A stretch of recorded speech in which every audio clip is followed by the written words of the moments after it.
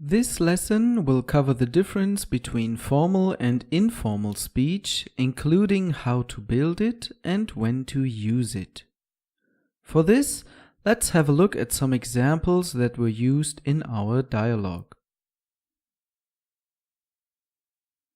David asked Anna, "Woher kommen Sie?" while she asked him, "Woher kommst du?" Both questions mean, "Where do you come from?" Later, both ask, "What do you do in Berlin?" But David asks her, "Was machen Sie in Berlin?" And she asks him, "Was machst du in Berlin?" The difference is, du is the informal you and sie is the formal you. Let's have a look at some more examples.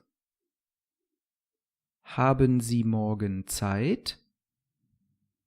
Hast du morgen Zeit? Do you have time tomorrow? Wie heißen Sie? Wie heißt du? What's your name? Literally, how are you called? Wo wohnen Sie? Wo wohnst du? Where do you live? Was machen Sie beruflich? Was machst du beruflich?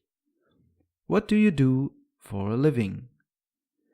So, as you can see, every form needs another verb ending, and we will find out more about that detail in the next lesson. Realizing this difference, which doesn't exist in English, might let you ask yourself, but how the hell do I know when to use which form? Let's go back to our situation to understand better why they use different forms. David used sie because he didn't know Anna before and he didn't want to be impolite. Sie is used with people you don't know yet. For example, if you talk to someone in a shop, in a restaurant, at the doctor, or on the street, like here. Sometimes, even if you already know people, you still use sie, for example at work, because it creates a polite and professional atmosphere. So, going to the same working place or restaurant for the second time doesn't change the use of sie automatically.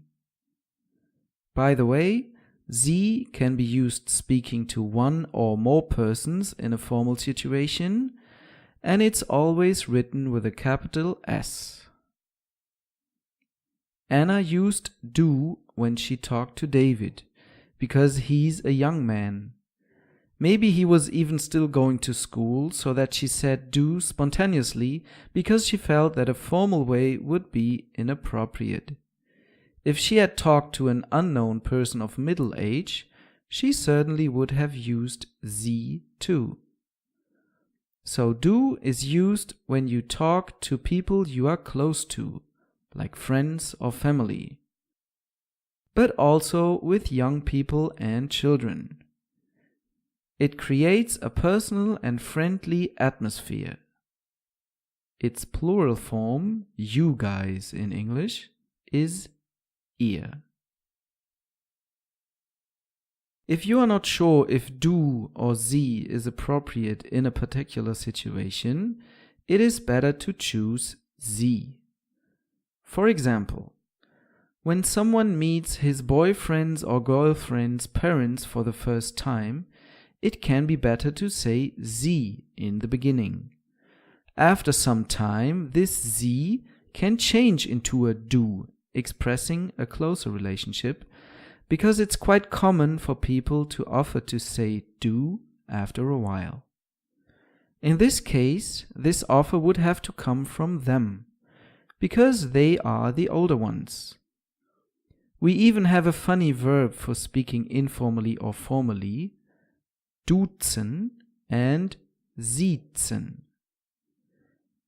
Given the huge cultural challenge of being neither impolite nor unnecessarily distant, my advice would be relax. Most people in Germany are tolerant about that when they notice that you are not a native speaker. Alright, now you know when to use the formal or informal you, and this is, by the way, also a first step to understand the Germans better, and not only their language. In the next lesson, we will have a closer look at the different verb endings we have already noticed here. See you there!